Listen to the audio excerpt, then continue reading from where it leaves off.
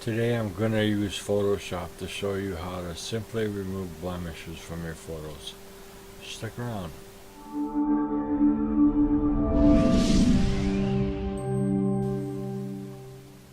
As you can see, this young lady has a little bit of an acne problem. Let's try and help her out with that a little bit.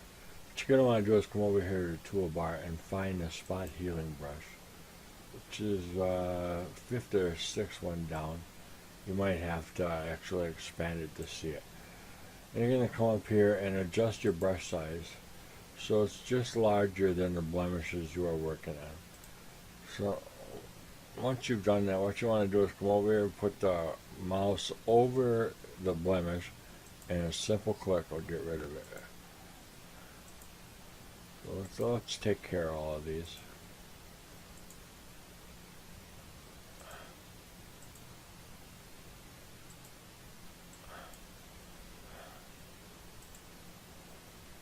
Simple as that.